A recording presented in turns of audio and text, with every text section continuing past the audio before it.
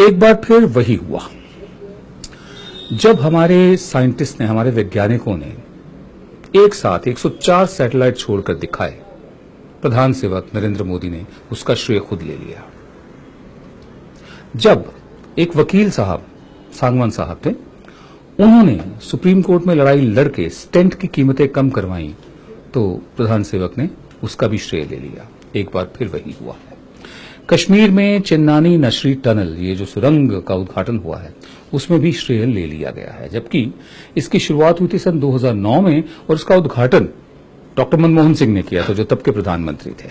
हम देख सकते हैं कि इस वक्त प्रधानमंत्री का कैवलकेड पूरी टनल का मुआयना कर रहा है। उनके साथ चीफ मिनिस्टर महबूबा मुफ्ती और जम्मू एंड कश्मीर के गवर्नर एनएन वोरा उनके साथ हैं। भारत सरकार ने जो 80,000 करोड़ रुपया का जम्मू कश्मीर के लिए पैकेज घोषित किया, मुझे खुशी है इतने कम समय में आधे से अधिक बजट का खर्च, पैकेज का खर्च जमीन पे कार्यरत हो गया है। ये छोटी बात नहीं है, वरना पैकेज कागज पे रह जाते हैं, जमीन पर उतरते उतरते सालों बीत जाते हैं।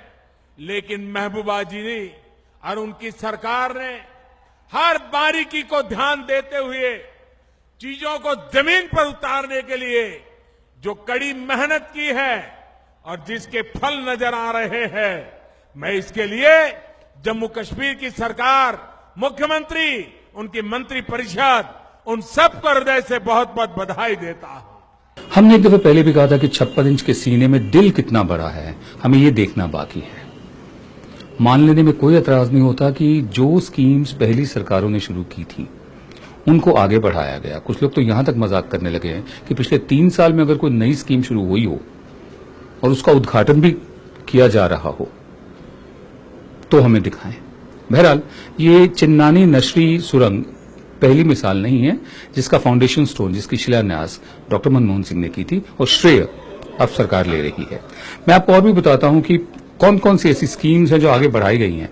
पहले जिनको नकारा गया था, जिनकी बुराई की गई थी, फिर उन्हीं चीजों को आगे बढ़ाया गया है।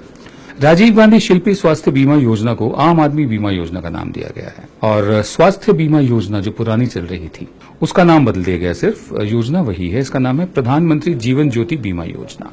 प्रधानमंत्री सुरक्षा बीमा योजना थी, उसका नाम अटल पेंशन योजना रख दिया गया है। Goods and services tax GST, जिसका श्रेय बढ़ चढ़कर अब लिया जा रहा है, इसको सन 2011 में ही पेश कर दिया था तब की सरकार ने। पास करने की कोशिश थी और इरादा ये था कि अप्रैल 2012 तक जीएसटी को पास कर दिया जाएगा, लेकिन तब इसका विरोध किया गया था, इसको पास नहीं होने दिया गया था। अब पास करा के इसका श्रेय लिया जा रहा है। नरेगा, जिसको बाद में मनरेगा का नाम दिया गया, पहले उसकी इतनी फजीहत की इन लोगों ने और अब उसी को आगे बढ़ा रहे हैं। आपको याद होगा हेमा मालिनी भी झाड़ू लगा रही हैं, अमिताभ बच्चन भी झाड़ू लगा रहे हैं, सलमान खान भी झाड़ू लगा रहे हैं, खुद प्रधान सेवक नरेंद्र मोदी भी झाड़ू लगा रहे हैं। बहुत धूमधाम से स्वच्छ भारत का आगाज हुआ था, उसका ऐलान किया गया था। हकीकत ये है कि ये निर्मल भारत प्रोग्राम था, जिसकी मैं डिटेल्स आपको बताऊं। ये सन 1999 से सन 2012 तक इसको टोटल सैनिटेशन कैंपेन कहा गया था। बाद में इसका नाम निर्मल भारत प्रोग्राम रखा गया था, जिसको अब स्वच्छ भारत कहकर आगे बढ़ाया जा रहा है। आधार कार्ड के साथ भी यही हुआ। पहले आधार कार्ड का विरोध किया और अब आधार कार्ड को हर चीज के लिए, हर बात के लिए जरूरी बनाना, अनिवार्य बनाने की कवायद चल रही है। सुप्रीम कोर्ट तक को दखल देना पड़ रहा है। मैं ये सारी बातें इसलिए कह रहा हूं कि आपको याद रहे और हमें भी याद रहे कि ये सरकारें जो होती हैं, चाहे मौजूदा सरकार है, चाहे पहली सरकार थी, ये हमारी सर्विस प्रोवाइडर है। जितना पैसा खर्च होता है ये हमारा दिया हुआ पैसा है, टैक्स पेयर का पैसा है।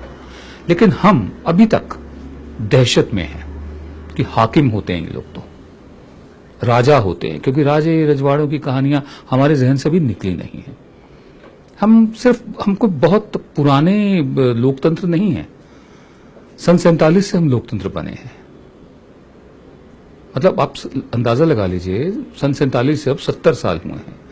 जब यूनाइटेड स्टेट्स ऑफ अमेरिका 70 साल का था तब उसकी क्या हालत थी, ये भी जरा गौर करने की बात है। हमने तरक्की करी है, काफी कुछ करनी बाकी है। हमें सिर्फ इतना अफसोस है that the quality of human resource in our politics, हमारी राजनीति का जो मानव संसाधन है, वो उस श्रद्धा के, उन नमस्कारों के, उन चरण स्पर्शों के लायक नहीं है, उस इज्जत के लायक नहीं है जो उसको दी जाती है। इसलिए हमारा अभियान ये भी है कि इन्हें सर्विस प्रोवाइडर माना जाए। जैसे मोबाइल फोन की कंपनी होती है, उसका जो जनरल मैनेजर होगा या सीईओ होगा, हम उसकी पूजा थोड़ी करेंगे, सर्विस प्रोवाइडर है वो। ये लोग भी सर्विस प्रोवाइडर है। नमस्कार।